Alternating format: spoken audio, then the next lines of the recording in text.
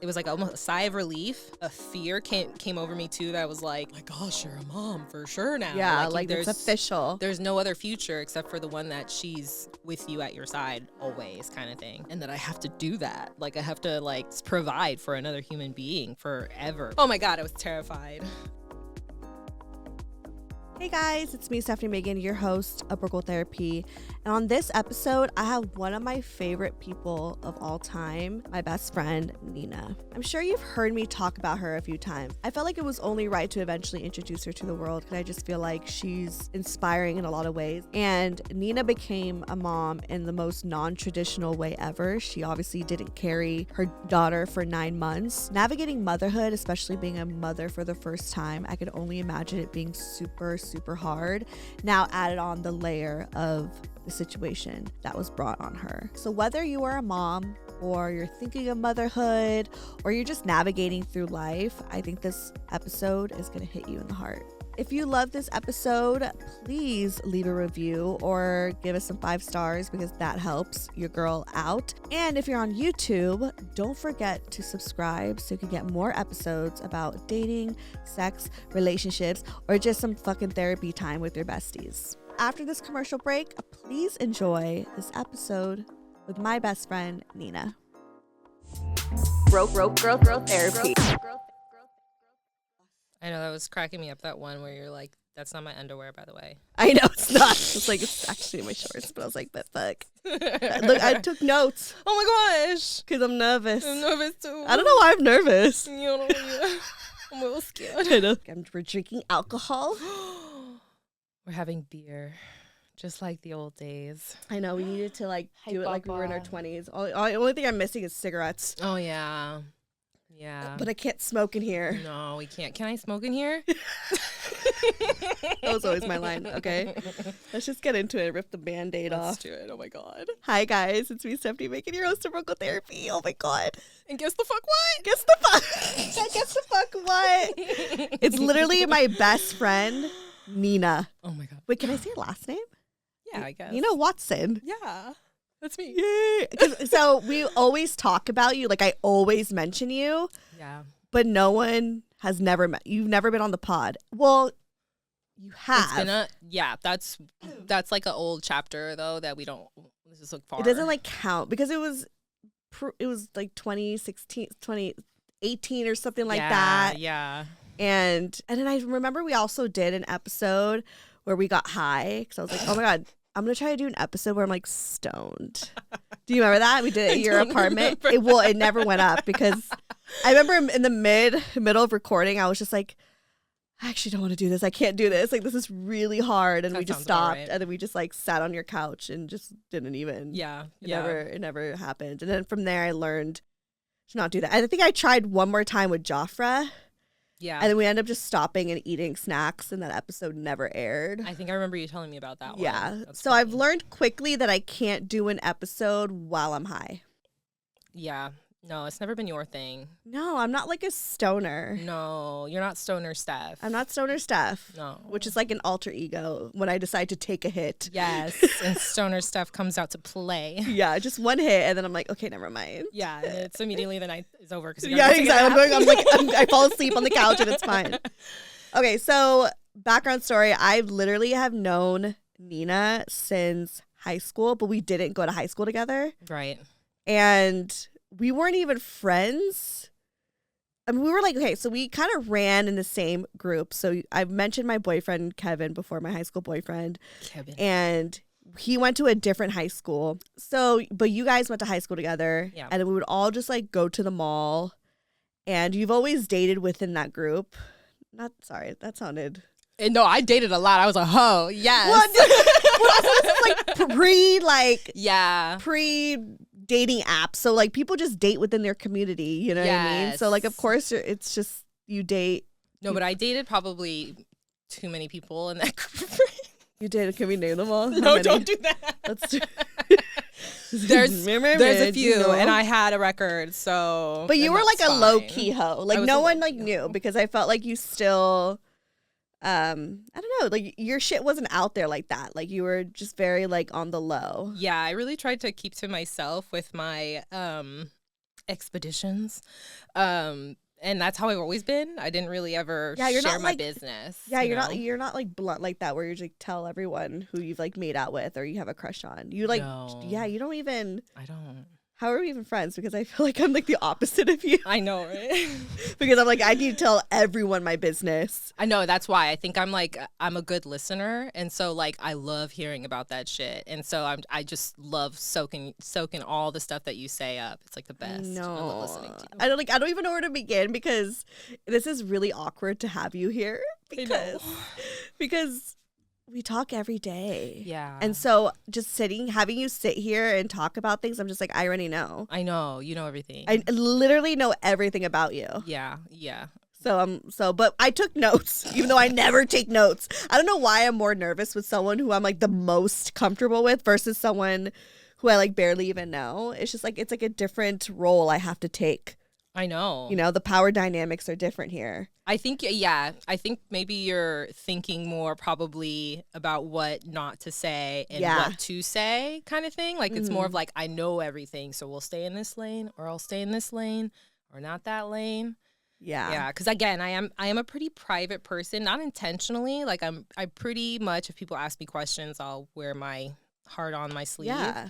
But otherwise, I'm very, like, discreet.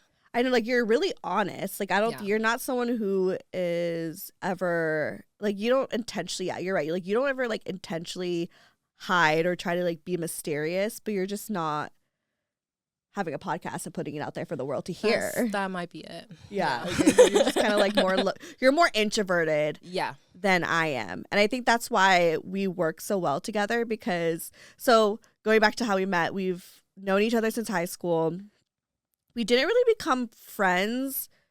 I mean, I don't know. It's weird because I always felt like you were my friend because I'm the type of person I'm like, everyone's my friend. Yeah. You know, if I knew you, you were my friend. Yeah. You know, that was like my mentality.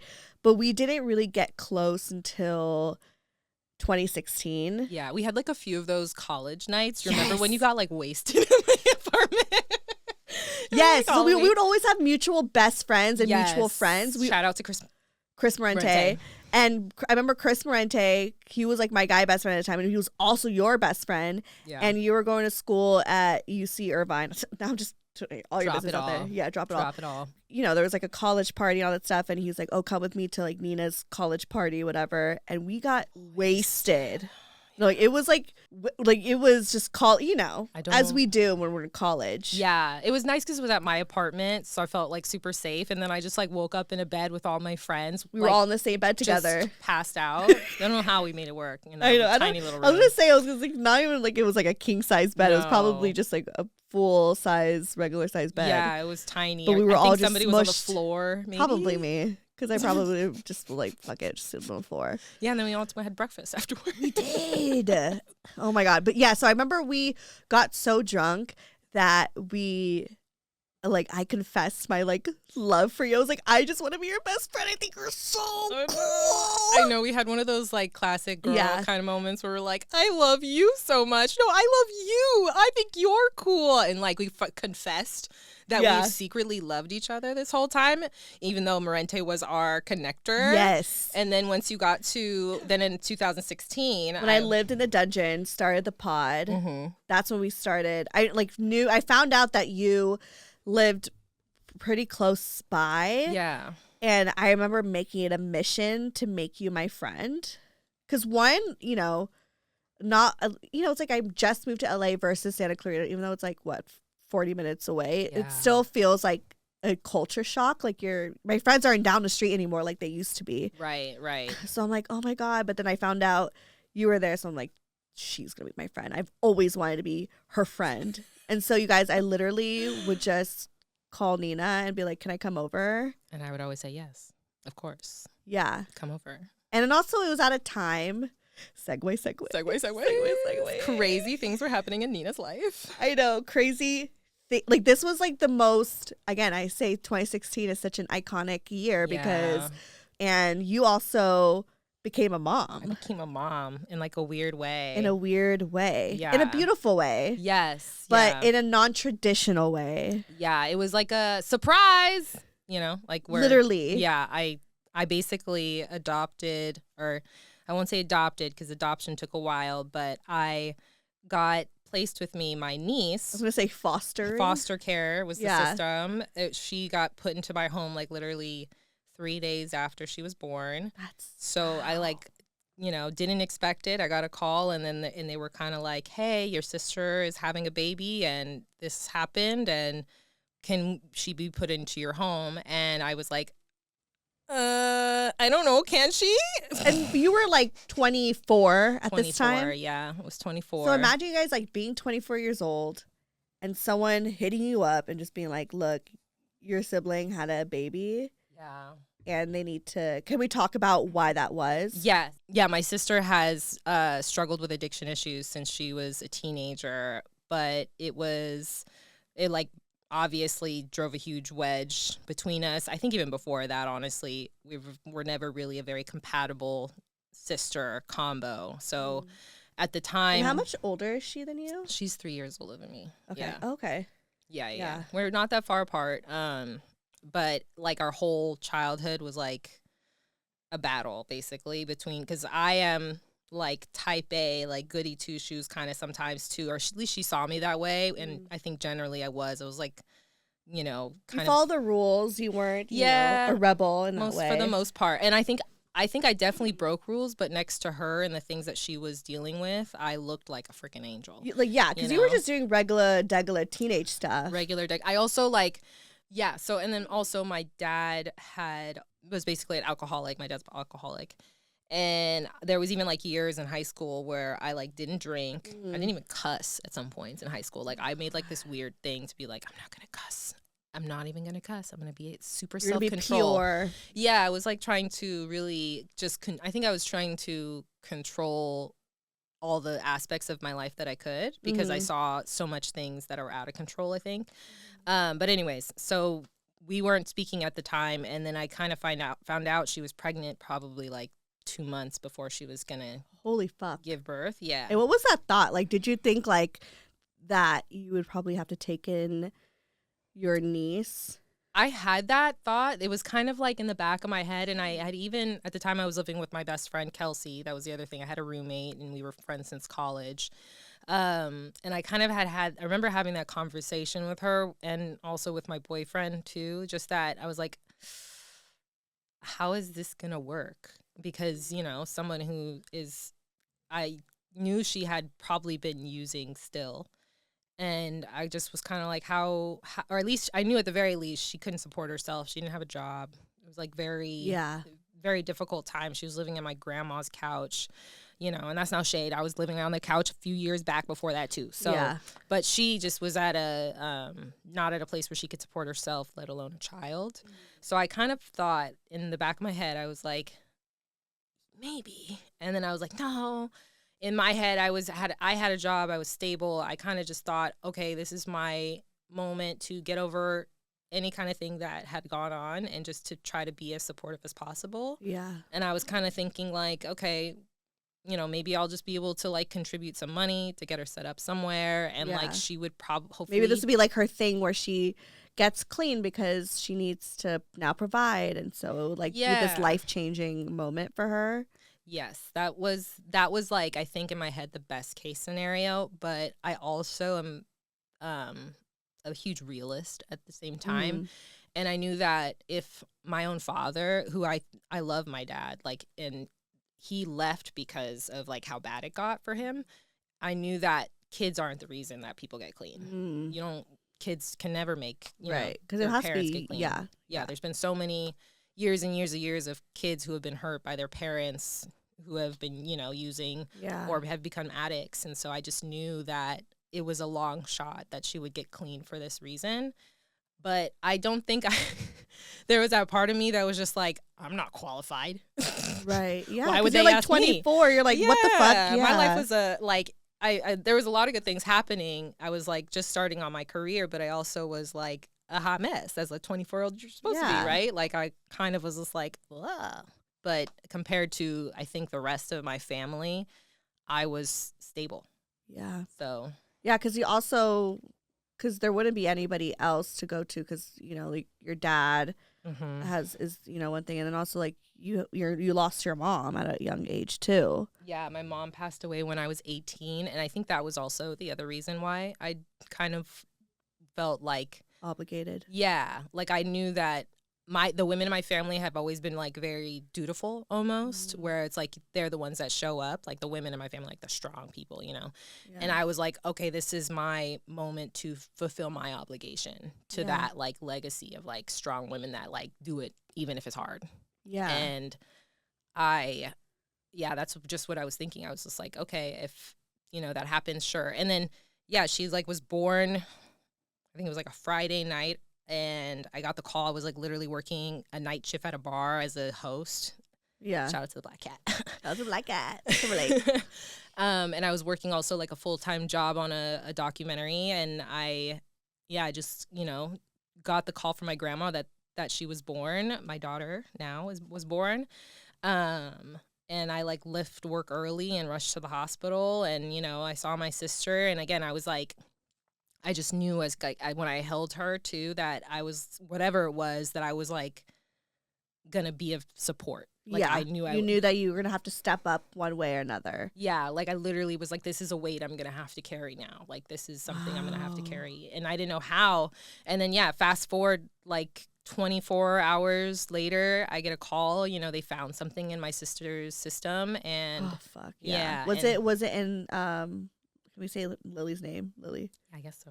No, it wasn't. You're the mom. I guess so. If you're comfortable saying your daughter's name. Yeah, no, it wasn't. Luckily, she was okay. Okay, yeah, that's good. Yeah, everything was okay with her. So, and they just were like, you know, I still remember it. Like it was like raining. I was on a shoot that day, and like I got the call on my way home, I think. And I had to pull over because I started crying so much. Yeah. And I was like, let me get back to you. I have to call my roommate. Hold on. And at first I called my aunt, who is my mom's sister. And we were kind of okay, kind of close. But I could tell, I kind of was like gauging. I was like, are you going to do it? Did they call you? Because if you say yes. Like, what the options were. Yeah. I just wanted to make sure that like, I think at that point, I was kind of looking for the adult in the room. Yeah. Where I was like, is it going to be you? Is it me? Oh no, it's me. Yeah. I was like, that's why they called me, huh? And they had called me because my sister did give them my name. Like she had given them my name as like an option. Okay, so there wasn't like they chose for her, like she. Yeah, I think they kind of were like, this is the situation. Do you have a family member that we could place her with? And so, you know, I think we left. I wonder what her do you. I mean, I don't know if you could like fully speak for her, but what was her reaction? With my all sisters. Of this? Yeah. Oh, I think she was devastated. That's the sad thing about it, is that I know my sister always wanted to be a mom too. Like she actually really liked kids. I don't know if she was good with them sometimes, but she's always been like the person to be like, oh, I can't wait to babysit. I want to be around the kids. Like she likes kids. Yeah. And she was like really devastated, and I think after that call, like I remember I had to like go to my grandma's house to get the stuff so that they would be able to give me the baby in like 2 days time, because I needed like a car seat, I needed a crib, I needed all these things so my home could get approved. And I just was so enraged. I was so mad at her for doing this, and you know, again, like on one end, what she was struggling with, there's only so much she could do. But there's always been that kind of tension between us where I just kind of like, why can't you do better? Which it sucks, because again, addiction is addiction. Yeah. But also on my end, it's still something that when it comes to addiction, your family is the one that picks up the pieces. And that was the moment where I was kind of like, I didn't want to be a mom. Like that wasn't something that I kind of was ever thinking about doing. I kind of wanted. I was gonna say, I knew that was. Yeah. You were a little bit more like of a not against being a mom, but you were just like free spirited. Like you wanted to be, you know, like travel. I don't know. I'm sure with like everything that you experienced, you were probably just like, I'm good off kids. Yeah. And I could see that. You know? Yeah. I was kind of at some point. I think I realized I didn't really want to have kids. I think when I was younger, I might have, but I think because again, like I saw the struggles that my mom went through with my sister, and with, you know, like just like you could do your best. I loved my mom so much, and she really did try to like pour so much love into the situation.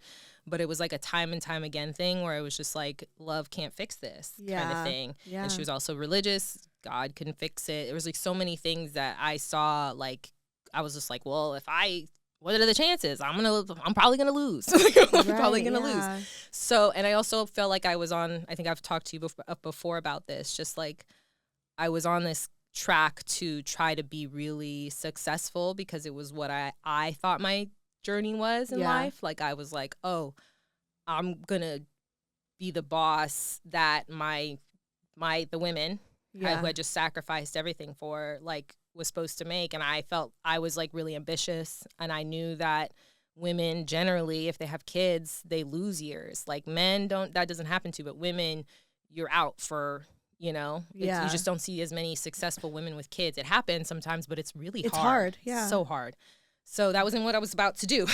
Right. So I was really upset with her at the time because I was just kind of like, not even like, how could you do this to me, but like, how could you let the situation happen?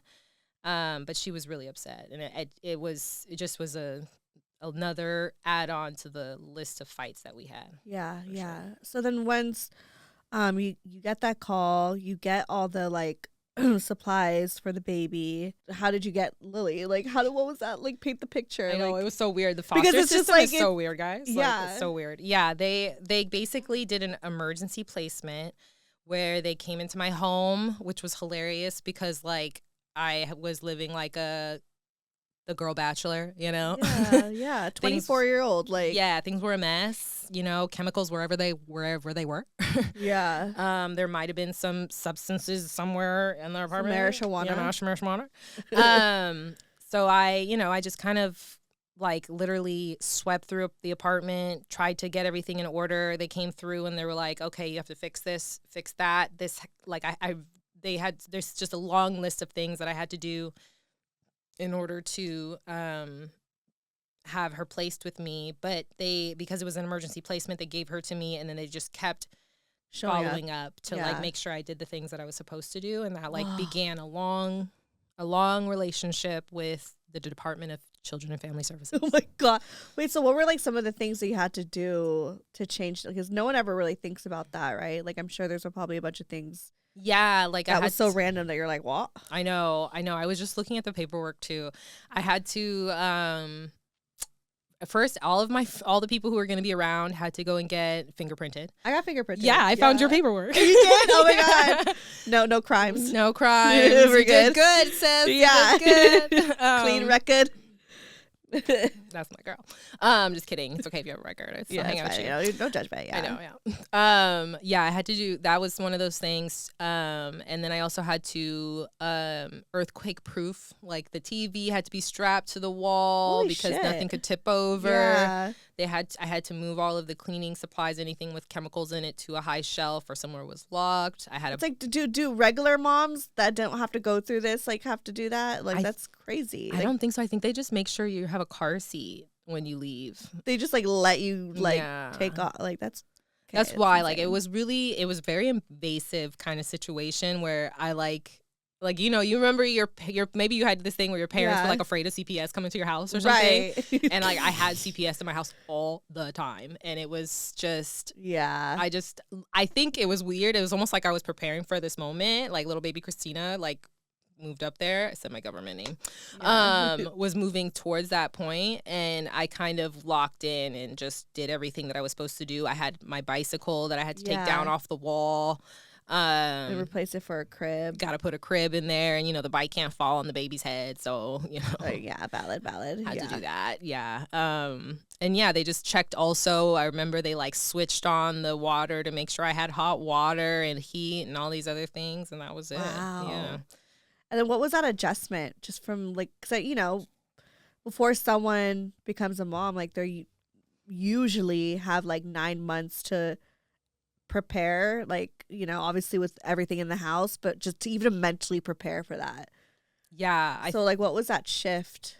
I think I was like in a daze for the first few weeks. Like I remember the first few nights, my boyfriend really stepped up and like came over and like did the shifts with me, Kelsey too. And we kind of like team did a team thing, literally leaned on all the people that I had in my immediate circle. And then after too, like my grandma came through and like would watch the baby while I went to work, which was huge. Yeah. Because like, I don't know what I would have done. I kind of was like, showed up to work and I was like, this crazy thing is happening to me. I got to take a little bit of time, but it's also production. And with docs, it's not like they have a union where I could do, like maternity leave. Yeah. I like had to get back to work. Like they were understanding and they were very. Yeah, there's like not even maternity leave that you had to do. You had to just. I think I took 2 weeks off, maybe. Yeah. Less than that, something like that. But it was also good for my brain. I think I like needed that kind of regular, normal life, just to feel like I wasn't just locked in. And that was the other thing that was really difficult, was that, and I could see it on everybody else's faces who was around. Like I had this cute, really wonderful baby come in, and then there was that possibility that she might not stay, because the goal that they give you when you are put in a situation is that reunification is first and foremost. They want to try their best, or they're legally obligated to try their best to reunify the baby with mom or their parent. And so that was something else that I had to do. I had to keep meeting with my sister with the baby supervised to, give them time together. And, my sister went to rehab and everything too. So we had to do all of that. And she never breastfed Lils or anything like that. Okay. No. And I just kind of kept pushing through. Like I just was like day by day, like trying to tell myself not to get too attached, but also like trying to do the best to give my love and like whatever I could to taking care of this baby, because I want, I loved her and I wanted her to have like a good life. So that makes me want to cry. I also need to sneeze. Hold on. Sneeze and maybe the crying will go away. Because I'm just like, I love Lily. Like Lily to me is my niece. I'm just like, and I wasn't necessarily there for like that part of her life yet, but I did come within her first year, but maybe when she was probably like 6 months. Yeah you are like one of those, like I kind of had started to tell people what was going on, and I think you kind of came through, and that's why.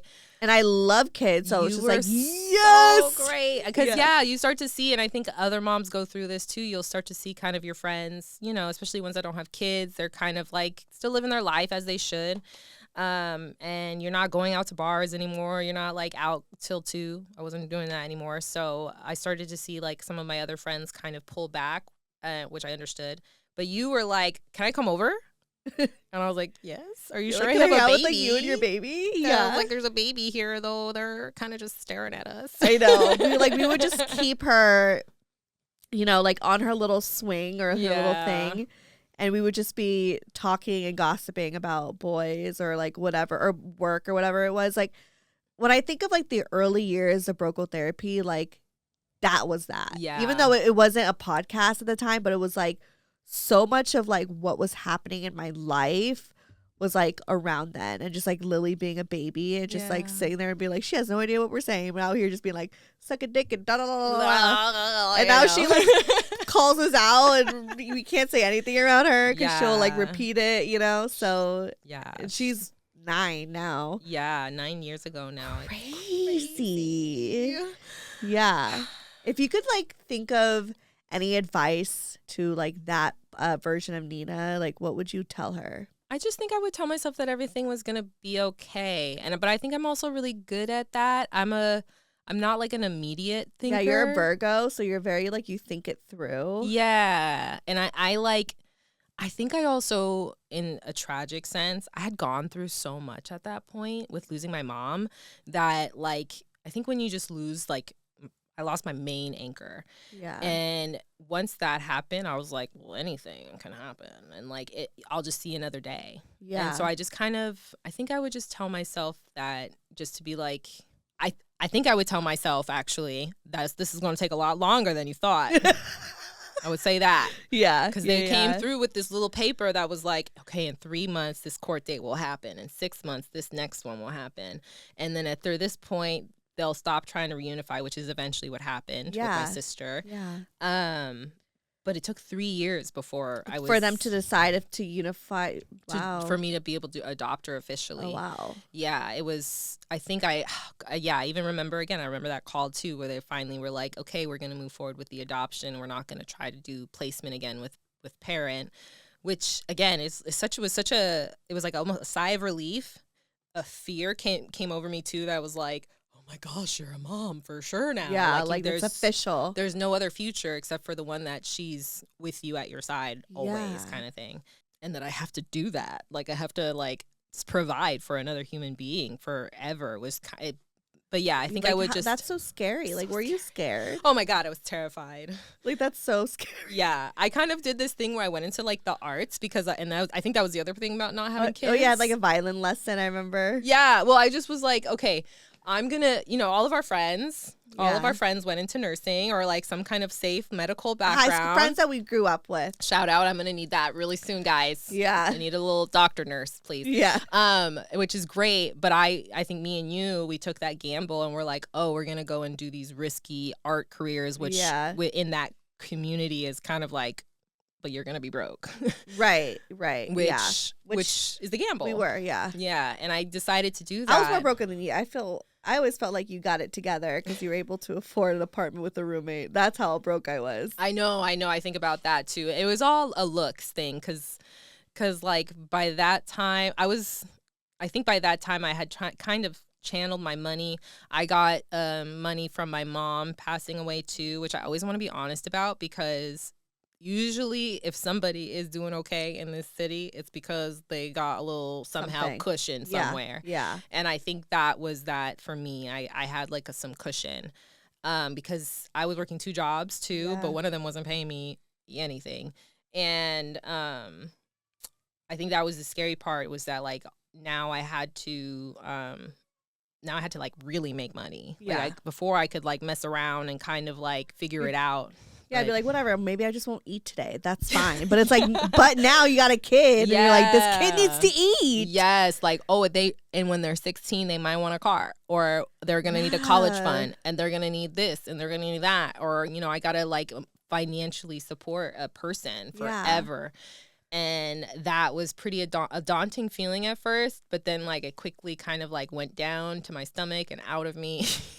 Yeah. And just kind of settled into but this is what's right, and it felt right. And so, but yeah, I would to go back to your other question, I just would say this is gonna take a while, and don't make any plans. Just wait. Don't make any plans. Just wait. Wait. Yeah. And save your money. Does Lily remember being adopted? Because I remember she no, she doesn't. Okay. No, I think it's funny. Kids kind of forget after she's everything before. I think 4 or 5 is fuzzy for her. Okay. It's the move for us up to Washington kind of was before anything before that is fuzzy.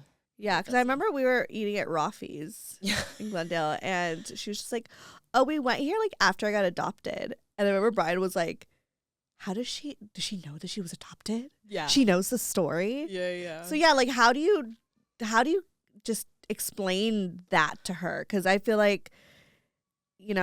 again, it's that's her reality of how, you became her mom. Yeah. And does she know that you're technically her aunt that adopted her, Yeah, I've always wanted to be very honest with her. It's hard to figure out what age is appropriate to tell her certain things.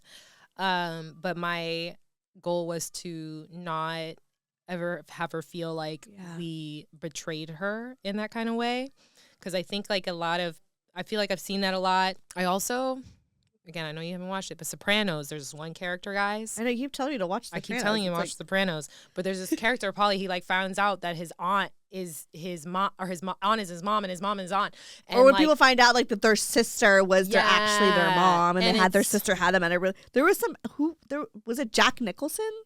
Did that happen to? No, really? It was some random older. I think it's Jack Nicholson. I believe it. Where it's his mom is actually his grandma, or his mom is actually his sister, whatever. But yeah, that shit happens. Yeah. It's this world is filled with such messy storylines, and people don't talk about it enough. Yeah. And so I just was I don't want to do that to her. There's no reason to.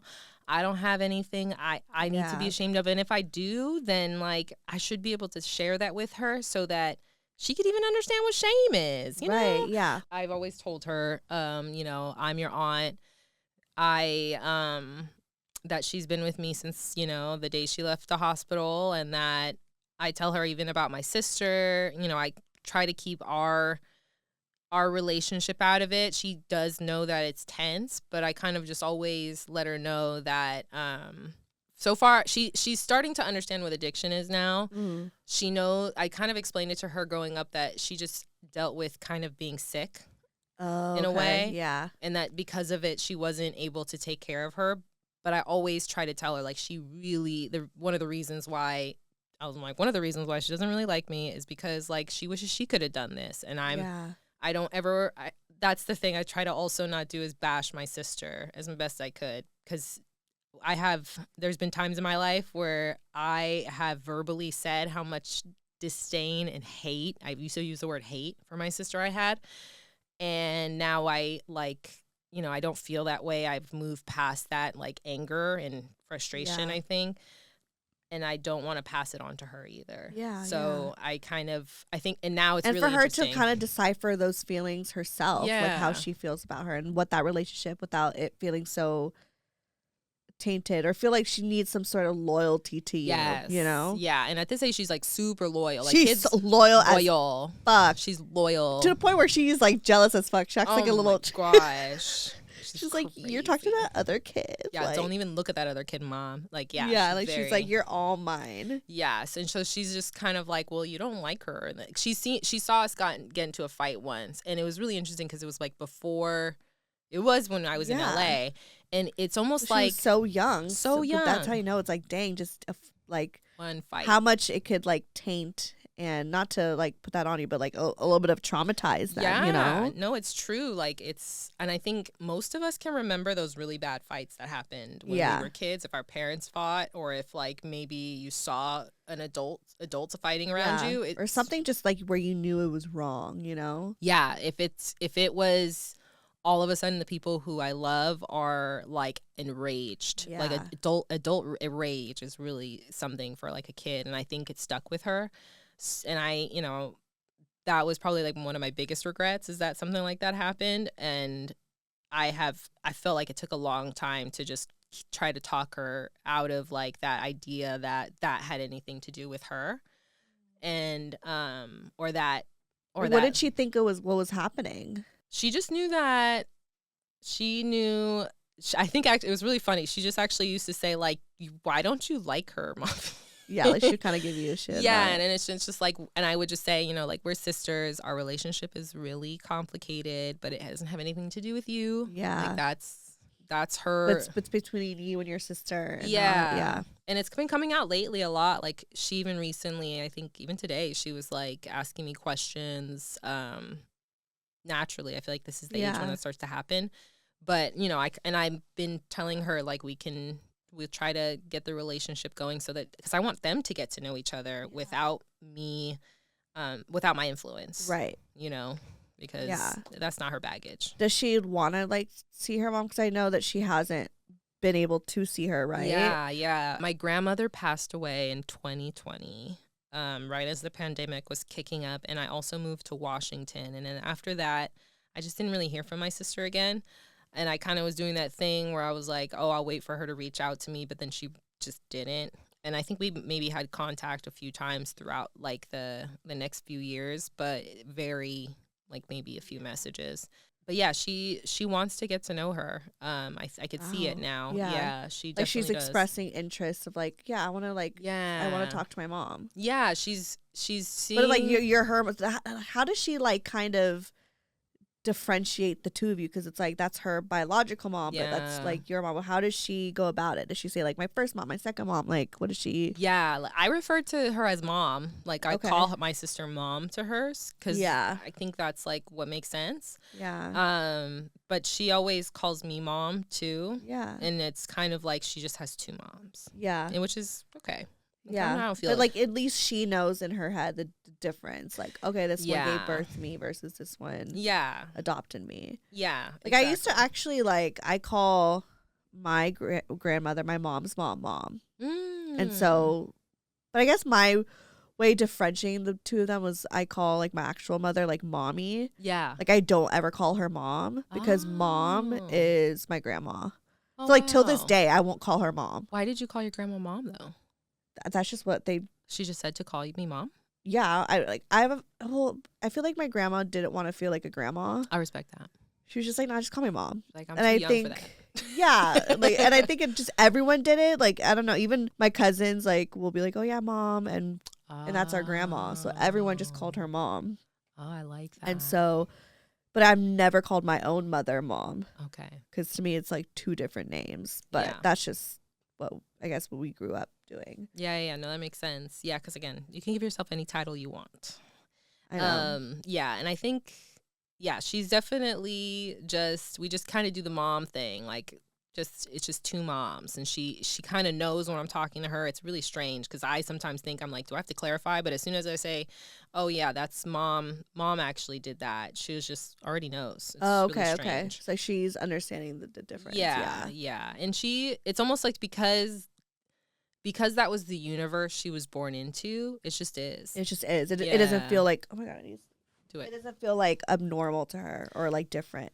Yeah. But now, now that she's older and she has friends from school, and she sees like how other family dynamics are like, does she ever question things? Yeah. Like, does she ever say like, wait, why? Or, Oh, for sure. It's we're hitting that now because I think even in class they will, at school especially, they talk about family. You talk about your family a lot, and because it's so normal for her, she shows up with that kind of energy.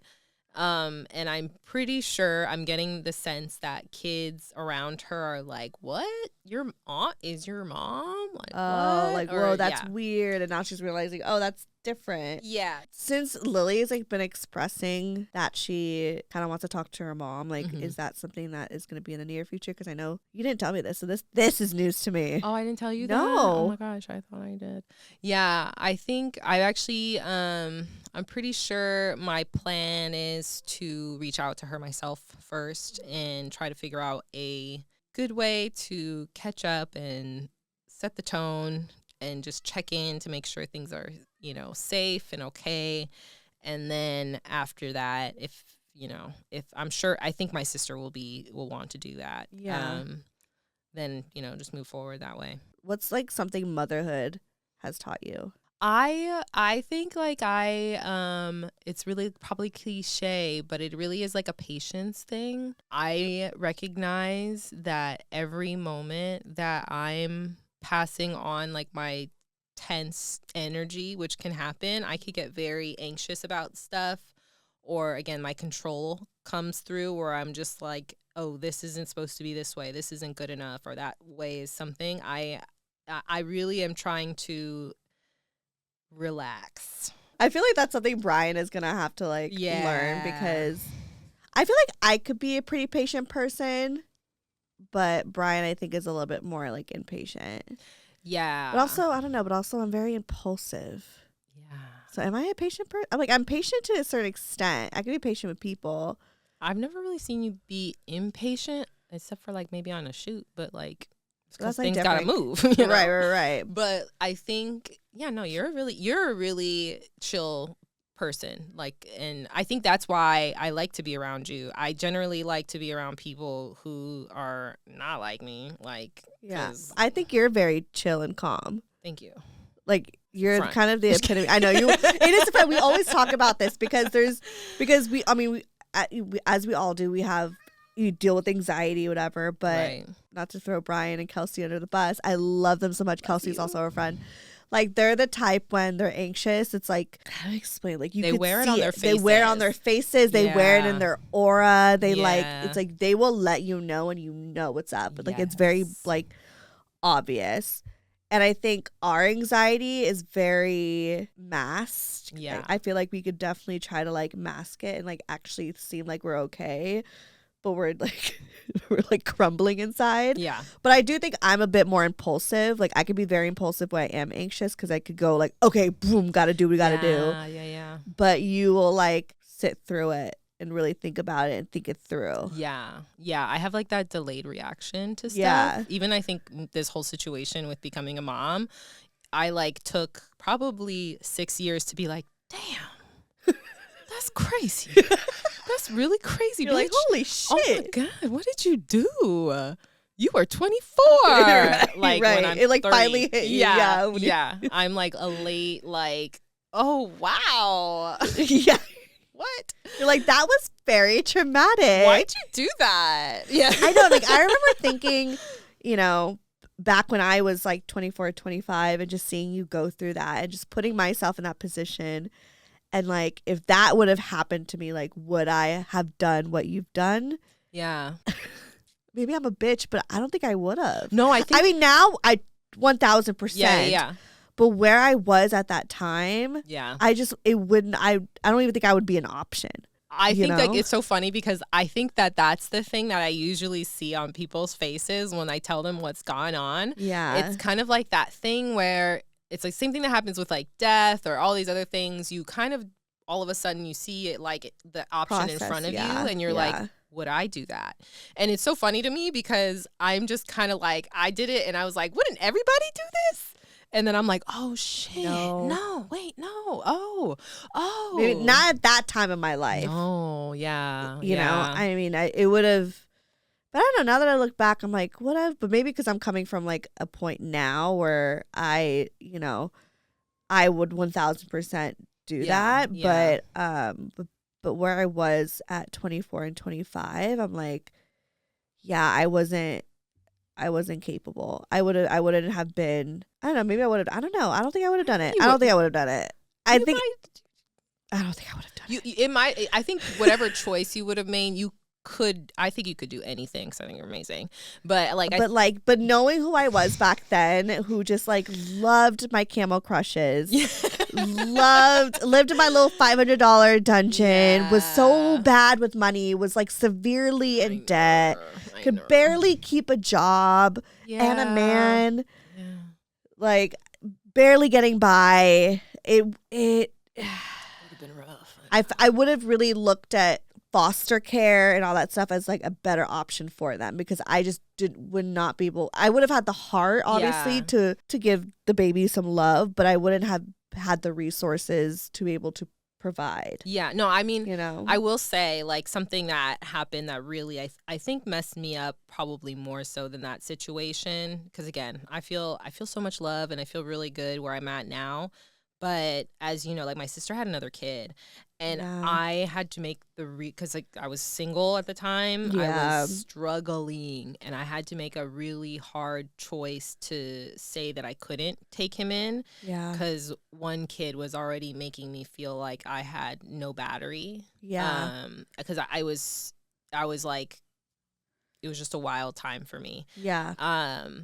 And I think like, it's just kind of like it's true like when you have to do that thing where you take stock of where you're at and you kind of just figure it out. And I think that happens too with all moms, like right, if you get pregnant and it's not planned, you kind of do that thing where you're like, can I do it? And there's probably a part of you that's like, nah, nope, no. Right. But the other part of you is like, well, fuck, all right, let's figure this out. Yeah. Because you're right. And like, I'm sure you're able to see like your community kind of show up for you too, because it does take a village, you know? Yeah. And so, but Truly. like, do you ever like feel, can we talk about the second kid? Like, how do you feel about, because you obviously didn't end up adopting or taking him in. Like, is that something that you regret? Yeah. Oh, yeah. Oh, really? Yeah. I have like, every so often I just have like a little despair moment where I like imagine a future where I would have said yes. Yeah. Just because I do think in like the future, right? Like which sounds weird to say, but like I'm not always like thinking about right now. I'm thinking like what's going to happen like a year from now or 5 years from now. And for that, like that one is hard for me because just having to like explain to somebody that I could do this but not this is like a really hard thing that I know I'm going to owe to him one day too. So I like do my best to like keep in contact and like, you know, I still see him and everything. And I'm really grateful because his adoptive parents have like that open concept where they want to keep in contact with our family. So I'm really grateful for that. But it is such like a hard thing where I just wish I was in a better place to be able to do that. Because if you were in the place now, I feel like 1000% you would have done it. I mean, it obviously would have been difficult, but like you would have been at a better mindset financially, mentally, physically, you know. 100%. But I remember at that time when it was happening, like it was that thing where I could see like how much being a mom and adjusting to his life was like affecting you. And just like not in all the beautiful ways, but also in all the like, difficult ways too. And just it would have been really hard. But I think he would have figured it out because that's just who you are. But I understand 1000% why like that would have been just for me. I like, and that's another part of my brain. I do think in like hours of a day, and I kind of was like, I have, again, surviving in LA is really hard. So I was working across town, spending so much time driving. Lily was already in like daycare, which for way too much time than I would have wanted. And so I just was kind of like, and you didn't have a partner. Didn't have a partner at the time. I like literally cut my hair off, not for like depressed reasons, but because it would save me time. Like I was like literally I was like, how do I get as much time in as possible so that I could do a good job on all of the avenues of my life. And you were such a good mom. Am I gonna cry? This is the part. Insert tears. Not today. No, just kidding. You're such a good mom. Oh, thank you. Yeah, I'm just trying to like live up to my legacy. For someone who like didn't want to be a mom in the first place, and also like, having this just kind of sprung on you, like you fucking killed it. Like you did and you're doing so good. Like Lily is so smart. She's so friendly. She's so like charismatic. She's hilarious. I love her so much. And like, and she's happy, and she's healthy. Yeah. So such a good job, even though I know I saw a lot of tough times. Oh my God, ew. I know. You saw. It was really hard. I know. I know. Yeah, you saw like my ups and downs. Even I just think of like, what a miss. Maybe just pass one. What a miss. Yeah, but I'm like really. I really do owe it. Like I think this is the part that makes me emotional. I really owe it to my mom. Like she was such an amazing like mom. Like I could not have asked for like a better example of like how to be a loving parent. And even from my grandma too, like, those they both like kind of really showed me what it means to.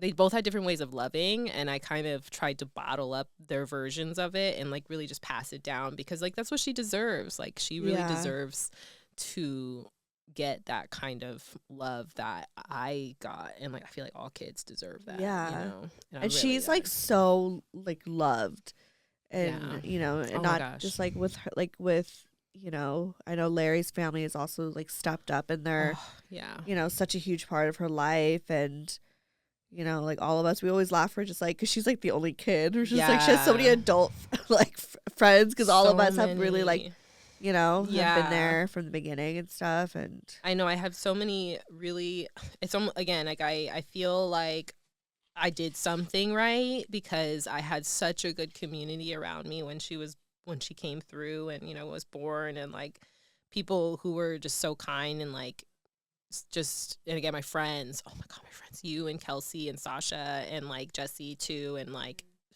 my friend Mandy, a lot of people, babysitters who like really like just showed up, who were friends and like let me have like regular life sometimes. And like Larry's family too, like I feel like that they really help us feel like things are normal. Like right. Larry's mom, best grandma. Literally She's best grandma. Such a good grandma. Like I'm like, hey, can you be my grandma? Oh my gosh. Like couldn't ask for like a better woman to like be a part of her life and make her feel like so special. She's just like, Lily's really, really lucky, and I'm just so grateful. Like, it could not have ended up better. I remember like one weekend I had to. You were so amazing. You watched Lily. I while watched I went Lily away for a weekend to have a normal time. Yeah, I watched Lily for the weekend, and I just remember how fucking exhausted. Just like being a mom for like a weekend, I was like, oh my God. Like, I remember one morning we woke up and it was early, and I don't really like to wake up early, but I remember just like putting her on the couch and just turning on the TV and just sitting on the couch sleeping and just letting her do it. I was just That's like, a true mom morning. I know. And I was just like, how does Nina do this? Like, oh my gosh. I was like, I feel like an awful babysitter just letting her watch Sesame Street, and I'm just like sleeping next to her, you know? Oh no, I've had a few of those mornings where I think most parents do. This like the hungover morning. You know what that is? We're just like, it's okay. We're just gonna have a nice little easy morning. Yeah, you're like, go ahead, watch more TV than usual. Let me just sleep right here, you know? No, that's very, very. It was normal, like I remember feeling so drained. So it definitely was just like, okay, I'm not ready. But it was like giving you props, you know? Like, dang, like I'm just doing this for a couple days. I gotta give her a bath, take her to the park, gotta entertain her, I gotta feed her. You know? It's crazy. Yeah. But now I'm like ready for it, I think. I mean, obviously I'm still gonna be tired and probably have those moments like that. But yeah. You know, but yeah, that definitely was like a wake up call at that moment, being like, I could wait a little bit. But I like loved being that auntie for her. Like I loved being her Tita Steph. I know, she loves her Tita Steph. I know she does. She fucking loves me. She was telling me, remember the other day, she's just like, yeah, like I really like your energy. Yeah. I was like, what? She was like gassing you up. I know. She's like, you're hilarious. I was like, bitch, yes. I know. I was like, that's how you amp up your right. friends. Yes. I was like, okay, girl, you know, but I was proud of her. But it's funny because when she was younger, you know, like I would babysit her a lot and everything, and I just remember like I think she battled if she liked me or not, because I know that she would equate me coming over to you leaving. Yes. Yeah. And so I just remember that one memory of like walking through the door and she sees me, she's like, no, and like runs, and I'm like, that's the worst feeling with a kid. Isn't like, yay, my friend's here. They're like, no, it sucks. That to not sucks. be like, when a kid just at one moment is your best friend, and the next time you see them, they're like, fuck you, bitch. Yeah, I don't want to like, hang out with I you. know why you're here. Get the fuck out of here. Yeah, that was. I had a kid one time when I dyed my hair orange. I went to Lily's school. And I straight up felt like I was bullied by a bunch of little second graders because they were like, look, it's Ice Spice. And I was like, shut the fuck up. Oh my gosh. I was like, oh my God. And then what did Lily say? Lily started laughing, of course. Oh, but it was funny because it was like a soccer practice. So that kid that did it to me, I stared at him like this the whole time. I was like, yeah, I fucking see you. Like I was going to intimidate this kid, but I think I did. Hilarious. Like, yeah, Ice Spice is. Yeah, I think I did one of these. I don't know. At one point, I was like, right. I fucking see you, kid. Like, you're not gonna do that to me, right? Hilarious. Oh my gosh. Okay, well, how do you feel? You completed your first pod. Oh my gosh. I don't think I'll know how I feel until you put it up. Like, I know. The real like. Oh, that's the anxiety part. Yeah. But the reason why, like, I mean, people are probably like, why didn't you come before? But at one point, you lived in Seattle for forever. Yeah. But I feel like you've been around without being around. Yeah. If that makes sense. Like, you've been at like the photo shoots. You've seen me like do the thing. I've like brainstormed with you. Like, I would go over shit with you. You listen to every single episode. Yeah. And then we like talk about it. Yeah. So, but now I'm like, you know what? Let's put a face to a name. I know. I like crack up every time I'm listening and then I hear my name come up. Like, I feel bad, Brian, about like, sorry that I'm like, your girlfriend tells me things so much. I know. I feel so bad. When I hear that, I'm like, stop telling me things, Steph. Yeah. But I'm like a background character, and I was like living very comfortably back there. Yeah. Like hearing all your episodes and like loving it. And then now I'm like, you're like, wait, what? You want me on the pod? I know. It was like, I feel like it only makes sense to like introduce you. So when I do reference you again, everyone's like, okay, yeah, Nina. Yeah, I'm Nina. Because remember at the live show, people were like, Yeah, when I told, I'm pretty sure didn't that happen to Kelsey where they didn't believe her? Yeah, That they she didn't was a believe her. friend? Like, oh yeah, we're like We're besties. We're like besties. And I'm like, I don't believe that. They're Like her "Bitch, best friend you would is have been on the pod." HK Brains and the twins. Yeah. Which love them, of course, but like these are, you know. Yes, I'm the behind the scenes. Like but it's crazy because probably no one even realizes they're best friends because we have no pictures together. None. We don't like. We're not on social media. We don't ever post when we're together. hanging out. No. Like But we hang out a lot. We hang out all the time. Like we talk every single day, and it's crazy. Like the ones closest to you, like you never see. No, I know. You never, you know. I've gone to like things where people from our past, and I've been like, "Oh yeah, I hang out with Steph a lot," and they're like, "You do?" And I was like, "Yeah, that's my bitch." Yeah, you're like literally. Yeah, and they're like, "What? Really?" And I was like, "Yes, yes." Like it's true. We Me are and actually Steph friends. are best friends now. Which I get is kind of funny, like if you think about it, like our journey all the way to get here. Like, because we weren't like best friends before. It's like we were just in the same kind of like group, but then orbited each other for a while. Yeah, and then to finally be like, oh no, we don't need to hang out with the rest of y'all. It could just be us. Yeah. It's confusing. I get it. Yeah. And I remember one time, because I remember telling Chris Morente, because Chris Morente used to do this thing when I was best friends with him back in the day, and he was also your best friend. He would always tell me, he's like, you know, you're ranked after Nina. Like, Nina's first. Which, you know, like, I know that you're great and everything, but also, like, him and I were hanging out every day. So I'm like, I think he just needed to humble me a little bit. He's like, oh, yeah, like, Nina is my best friend before you. Like, she's ranked above you. And I was like, whatever. I know. So when I wasn't really friends with him, but then me and you became best friends, I remember going to his birthday party and being like, oh, yeah, Nina's my best friend now, and you're not. And I hang out with her more than you even hang out with her, so she's more of my best friend. I rubbed it in his face, so. I miss you, Chris. Yeah. Yeah. He definitely ranked people. He put us in place. I had to earn that first spot after a while. It took me a while to get up there, but I feel like, I don't know. We went through a lot. I felt like I should have been number one, but it's fine. I know. No, but then he shouldn't do that. I know he shouldn't do that. He was. I know he's like, it's so funny because you went through my period where I became a mom, and like Morente, again, shout out, I'll always love you forever.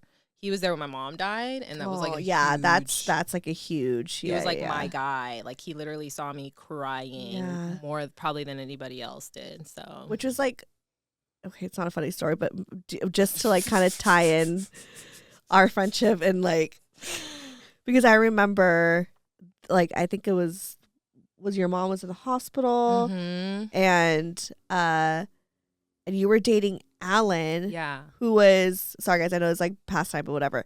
You were dating Alan, who was Kevin, my high school boyfriend that I was with for 5 years. That was his best friend. So we were dating. This is how like connected we were, but we weren't like, you know. So it's like the string theory. It was just like, hey, you need to be best friends, and it was always these like alignments of things that were like, hey, you should be in each other's lives, but it just didn't.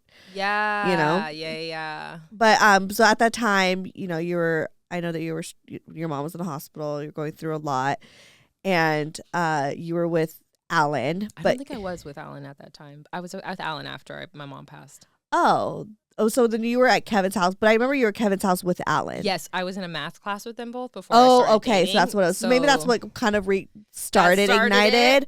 Yeah. Okay, so you were at Kevin's, and with him and Alan. And this was the time like me and Kevin were breaking up, and he just was like ignoring me. So what does a fucking bitch do? A bitch goes crazy. A bitch goes crazy. You're not about to ignore me. You're not about to do all that. Especially 5 years of being together. Ooh. Fuck no. So what does a bitch do? Ooh. Shows up at the house. She rolls up. I roll up. She rolled up.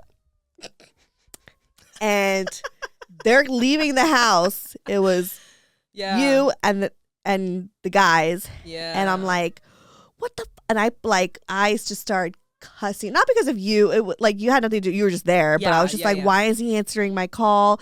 So I started cussing him out, and we're like in each other's faces. And then you guys had to like pull us apart. Yeah, that was like my first like real big memory of you. I think I was just like, oh my gosh, like she's crazy. Would you think I was crazy?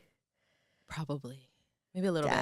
I really did know that I was like watching this crazy thing happened to your relationship. I think that was just like, because I had heard, shout out to Kevin too.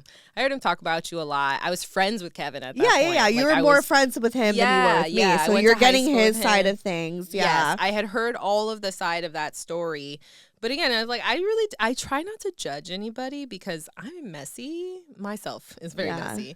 So like, who am I to judge? Like, and that's the thing too. Like you guys had, but I know that I was witnessing like the end of a relationship. Yeah. I think. Yeah. And I had never seen him react so strongly because he was a very calm, level-headed Virgo like myself. Yeah. And I mean, I wouldn't call him calm, but like he didn't really have like a temper. No, he never blew up. He never blew up, but he was always like uptight. Yes. Very. He's very uptight. Very uptight. Yeah. Very uptight. But yeah, I just remember doing like that thing where I remember like, because I pushed him into my car to just be like, Kevin, stop yelling. Yeah, because we were. It was crazy. Yeah. And so I don't even remember what I was saying. Like, what could he?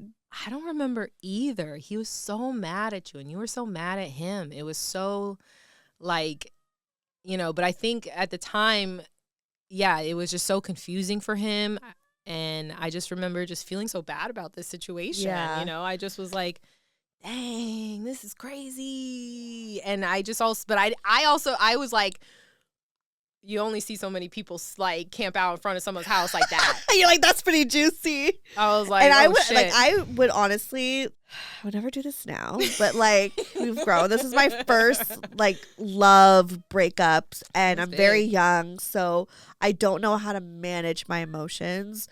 So I would definitely I would like pull up, and sometimes not even just to like say anything to him, but just to like look at his house and see if he's home. Listen. And just to see, Give me a few years later and I was pulling up too. I get it. Right? Like, I get it. Like, and it wasn't like I thought he was cheating. I just was like, why is he ignoring me? I need to see what he's doing.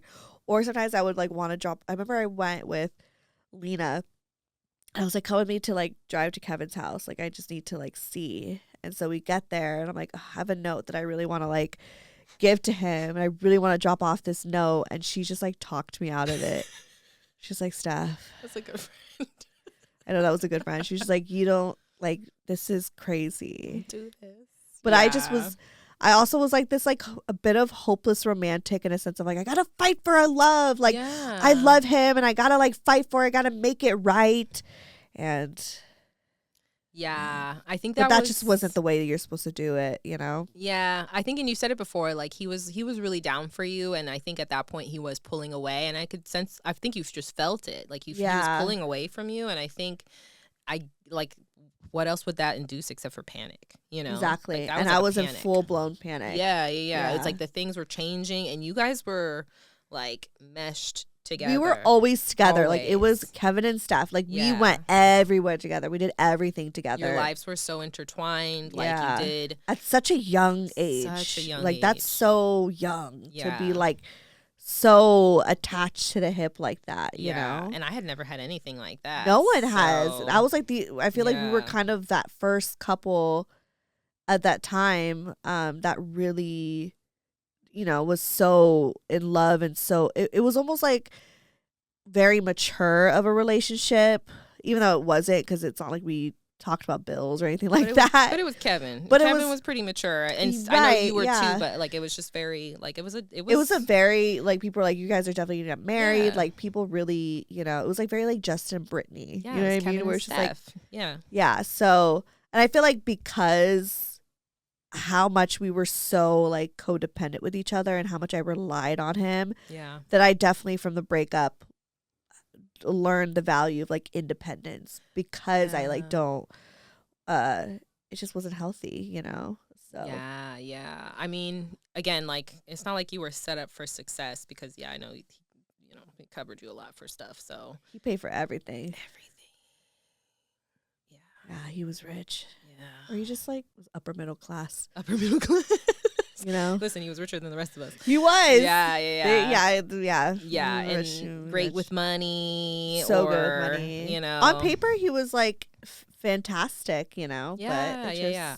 You guys were just, the more that I know you guys now, so incompatible. So incompatible. We're compatible back then because nothing was so serious, you know. You didn't even know who you guys were. We were kids. Yeah. But now, as full-blown adults, it's like, it never worked. I know. I don't know him now, but I don't think. Just, I can't imagine. Even if knowing who he was before, I can imagine what type of person he is now, and I don't think it's much different. No, you had to like go out and fly and like spread your wings and fuck up a lot. Like I think you had to go through your like fuck up period. Yeah. You know what I mean? Yeah. And you did it, and you made it through. And look at you now. Yeah, still fucking up. Just kidding. Are you kidding me? Look at your life now. You're out of the dungeon. I'm out of the dungeon. Not in a dungeon anymore. I know. Come so far. My rent is way higher than 500. Oh, yes. You made it. I made it. Past the $1,000 mark. I know. I was able to afford something more than that. Like, that's crazy. Even just like the thought of like affording $1,000 rent back then was just like, I know. That's like achievable. Like that was like unachievable. It felt because. Dang, that was crazy money. That was crazy money. Crazy money. I remember that feeling too. When I first got my first apartment, just being like, which I wish $1,000 was just the rent. But I know my first apartment was like $1,500 for 2 bedrooms, so what? I had to pay like $600-$700 a room. Yeah, those were the days. That's so nice. Anyways. Okay, well, I mean, I know you're not really a social media person, but do you want to plug yourself? Oh, yeah. That's so funny because I like, as you say that, I don't even know my social media handle. Isn't it? Nina and the Sun. Nina. Okay. Nina, I thought it was Flip Phone Nina, but no, that used to be Flip Phone Nina. Yeah. Yeah, it's Nina _ in the _ Sun. But I'm private, and like if you add me, I might not let you in. I'm not gonna lie. Yeah. So but you could try.